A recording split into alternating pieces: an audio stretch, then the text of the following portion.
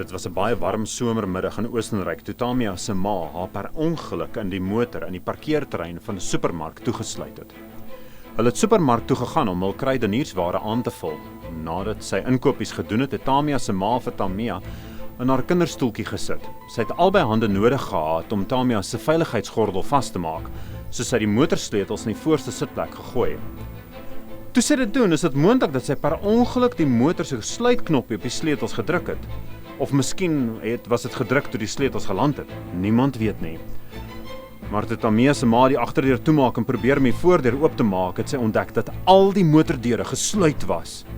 Tamia se ma het toe onthou dat haar beursie met haar selfoon en geld in die kattebak was. Alles was in die motor toegesluit. Haar foon, haar geld en die belangrikste, haar klein Tamia. Tamia se ma het teruggehardloop na die supermark. Sy het net een telefoonnommer uit haar kop geken, Tamia se ouma se. Sy het 'n supermarkwerker gevra om haar foon te leen.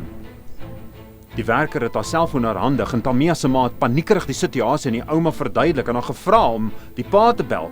Miskien was hy naby en hy kon kom help, maar die ouma het gou uitgevind dat die pa baie ver weg was. Tamia se pa wou egter help, sy het 'n padbystanddiens gebel, maar hulle het gesê dat dit meer as 'n uur neem vir iemand om op te daag. Tamia se ma was verpletter. Omdat dit so warm was, het Tamia al begin rooi word in die motor. Sy het nie verstaan hoekom dit so warm was en hoekom haar ma nie saam met haar in die motor was nie.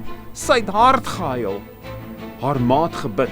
"Liewe Here," het sy gesê, "niemand is hier om my te help nie. Net U kan help. Ek het nou regtig U hulp nodig." Sy het haar oë oopgemaak en 'n geel motor in die parkeerterrein sien inry. Padstand buitant motors is dikwels geel. Sommige mense noem die bestuurder selfs geel engele as gevolg van hulle motors. Sy was so verbaas. Kon dit 'n geel engel wees? Sy het van naderby gekyk. Dit was! Tamia se ma het na die geel motor gehardloop en gehuil. "Ek het dringend hulp nodig. My dogtertjie is in die motor toegesluit." 'n Man het uit die geel motor gespring. Hy het toerusting uit sy kattebak gegryp en nader gehardloop. Binne 'n paar oomblikke het hy die motor oopgesluit en Tamia bevry. Sy was so bly om weer by haar ma te wees. Die man het gedink dat hy maar net 'n toebroodjie wou gaan koop en die enigste rede was waarom hy gestop het was dit. Maar Tamia se ma het van beter geweet. Sy het geweet dat God hom daarheen gestuur het om haar dogter te red. Sy sê, "Jy is regtig 'n engel vandag."